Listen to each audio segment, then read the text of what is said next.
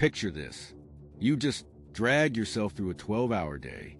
Your feet are screaming, your back's killing you, and your eyes sting from staring at textbooks and order screens. All you want is to collapse with a warm meal. You spend your last bit of energy prepping.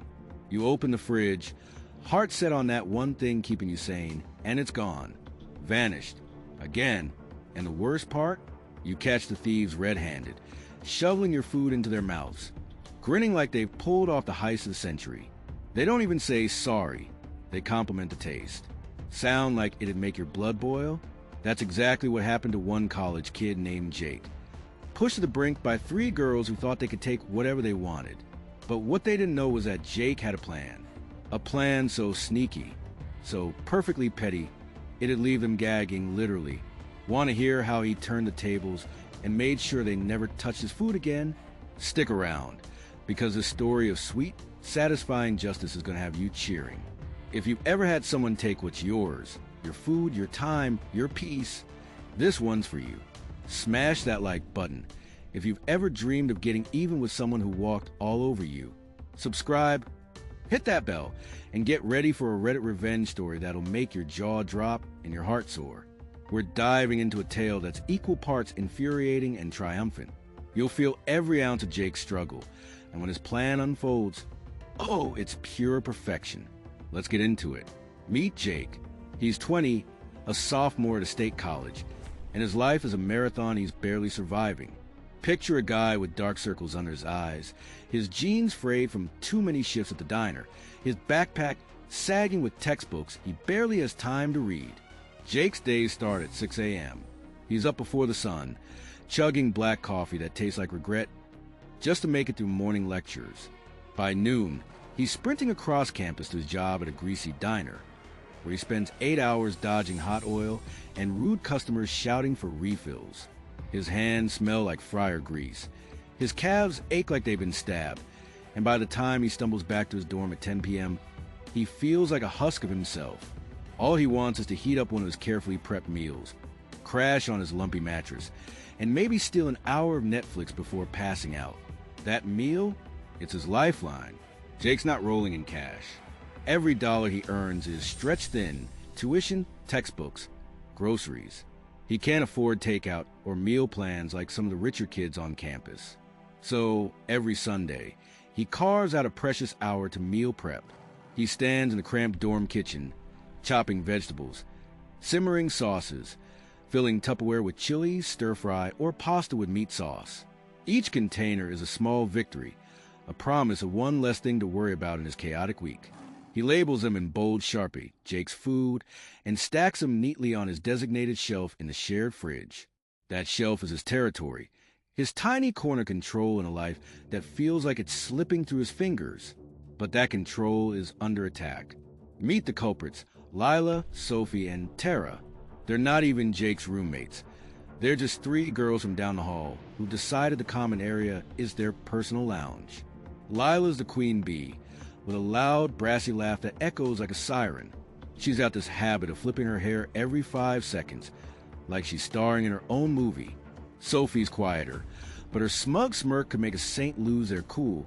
She's always got her phone out, scrolling, like the world's beneath her. Tara's a tag-along, giggling at everything Lila says, her high-pitched laugh like a dog toy you can't unhear. They're city girls born and bred in high-rises and Uber rides, clueless about anything outside their bubble, and they share one infuriating trait. They think they can take whatever they want. It started small, like a crack in a dam. Jake would open the fridge after a brutal day, expecting his container chicken stir-fry, only to find it half empty, or worse, gone. At first, he thought it was an honest mistake. Maybe his actual roommates, Mike and Dan, got confused.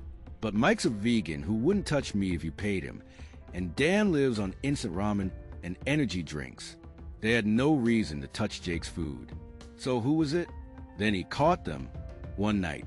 He dragged himself into the dorm, his apron still reeking of grease, his stomach growling like a caged bear. He pushed open the kitchen door and froze. There they were, Lila, Sophie, and Tara, sprawled across the counter like they owned it, forks diving into his chili. The bowl was nearly scraped clean, steam still rising from their plates. Lila looked up, mid-bite, saw smeared on her chin, and had the nerve to grin. "Oh my gosh, Jake, this is so good. You should totally make more."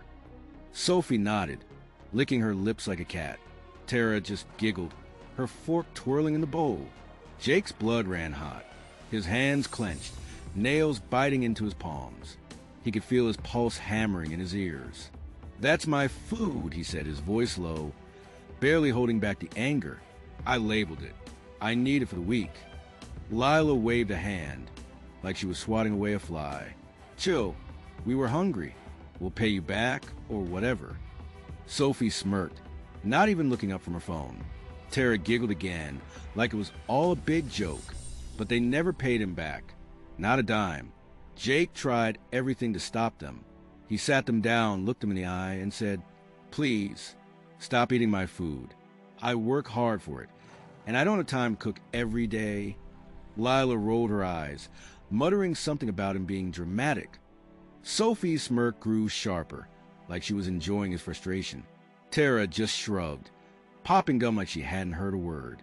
He tried hiding his containers behind milk cartons and old pizza boxes. They found them. He taped a note to his Tupperware. "Jake's food. Do not touch." They ignored it. He even scraped together money for a mini fridge for his room, but it broke after a week, and he couldn't afford a new one. Week after week, the thefts kept happening. Jake would stumble home, bone-tired, dreaming of his lasagna or beef stew, only to find the fridge empty. Sometimes he'd walk in and catch them in the act, their laughter bouncing off the walls as they scooped his food onto their plates. "This is amazing," Lila would say, leaning back in her chair, not a shred of guilt. "Too bad there's not more," Sophie would add, her smirk practically a weapon. Tara's giggles were like salt in the wound. Each theft was a punch to Jake's gut. He felt like a kid on the playground, watching bullies take his lunch money, while everyone laughed. His dorm was supposed to be his home, his safe haven, but these girls had turned it into a war zone. He'd lie awake at night, stomach rumbling, picturing their smug faces as they ate his food. The injustice burned like acid in his chest. He wasn't just losing meals. He was losing control, respect, dignity. He'd worked so hard, stretched every penny, and they were treating his efforts like a free buffet. One night, it all came to a head. Jake had worked a double shift, his feet throbbing, his head pounding from professor's lecture about missed deadlines. He opened the fridge, expecting his last container of beef stew, and found nothing but a sticky ring where it used to be. He stood there, staring at the empty shelf, his hands shaking. Something snapped inside him. The anger, the humiliation, the sheer unfairness of it all. It was too much. "Enough," he whispered to the empty kitchen. "This ends now." Jake was a vengeful guy. He was the type to let things slide, to avoid fights, to keep the peace. But this was different. Lila, Sophie, and Tara had crossed a line, and they kept crossing it, laughing all the way. Their entitlement, their mocking grins, their complete disregard for his pleas. It lit a fire in him. He wasn't to let them walk all over him anymore. He needed a plan, something that would hit them where it hurt, something that would make them regret ever touching his food. That night, as he lay in bed, staring at the cracked ceiling, an idea sparked.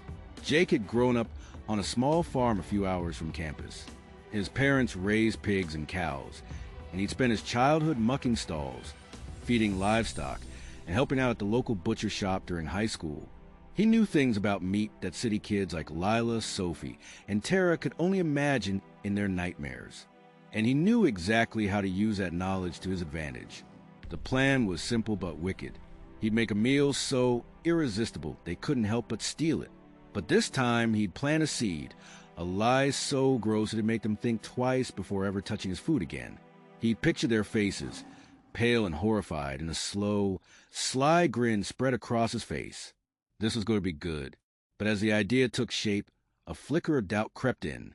Was this too far? Would it backfire? He pushed the thoughts aside. They'd push him first. They'd left him no choice. The next weekend, Jake drove home to his parents' farm. The familiar smell of hay and damp earth hit him as he stepped out of his beat-up Honda. His mom wrapped him in a hug, her brow furrowing as she noticed the exhaustion in his eyes. "You okay, honey?" she asked. He forced a smile, brushing it off. He wasn't ready to tell her about the food thieves. Not yet. Instead, he headed to the kitchen, where he spent hours crafting the perfect trap, a massive batch of spaghetti. This wasn't just any spaghetti. Jake went all out. He simmered a rich tomato sauce, the kind that fills a house with the warm, tangy aroma of garlic, onions, and fresh basil from his mom's garden. He mixed lean ground beef with pork sausage, seasoning it with a blend of spices that made his mouth water. The meat was cooked just right, with a texture that could easily pass for something less appetizing, if you knew what to say. He stirred the pot, imagining Lila's hair flip, Sophie's smirk, Tara's giggle. This sauce wasn't just food, it was ammunition. He packed the spaghetti into a giant Tupperware bowl, enough to feed a small army, knowing the girls would dive in without a second thought. Then he drove back to campus, the bowl sitting proudly on his passenger seat, a weapon disguised as dinner. Monday evening, Jake trudged back to the dorm after another grueling day. His heart thumped with a mix of nerves and excitement as he carried the bowl to the fridge. He placed it front and center on his shelf. No label this time, just a silent dare. He knew they'd take the bait. They always did. He went to his room, pretending to study, but his ears were tuned to every sound from the kitchen. The clatter of dishes, the murmur of voices, Lila's loud laugh. It was only a matter of time. Around 9 p.m., he heard it. The unmistakable sound of forks scraping against Tupperware. His pulse quickened. He crept down the hall, his sneakers silent on the linoleum floor, and peeked into the kitchen. There they were, Lila, Sophie, and Tara, crowded around the counter, forks twirling in his spaghetti. The bowl was already half empty, sauce staining their lips like a crime scene. Lila was mid-rant about some party, her hair flipping with every word. Sophie was scrolling her phone, smirking as she ate. Tara was giggling, sauce dripping onto her glittery crop top. Jake's heart raced, but he kept his cool. He leaned against the doorframe, crossing his arms, his face a mask of calm. "Enjoy my food again?" he asked, his voice steady but sharp, like a blade hidden in velvet. Lila looked up, not a trace of shame. "Oh my gosh, Jake, the spaghetti is insane. You have to tell me how you made it. I need this recipe, like yesterday." She twirled another forkful, her hair flipping dramatically. Sophie nodded, her smirk softening for once. "Yeah, seriously, what's in this? It's so good." Tara giggled, sauce smudged her chin. "It's like the best thing I've ever eaten." Jake took a slow breath, savoring the moment like a chef tasting his own dish. This was it. The trap was set, the bait taken. He let a small, calculated smile curl his lips. "Glad you like it," he said, his voice smooth as butter. "It's a family recipe. We make it all the time back on the farm. The secret's in the meat." Lila raised an eyebrow, twirling another bite. "What kind of meat?" Jake paused, letting the silence stretch just long enough to make them lean in. He locked eyes with Lila, his smile never wavering. "Head cheese," he said, calm as a summer breeze. "You know, pig brains. That's what gives it that rich flavor. We get it fresh from the butcher. Really lean, really unique." The kitchen went dead silent.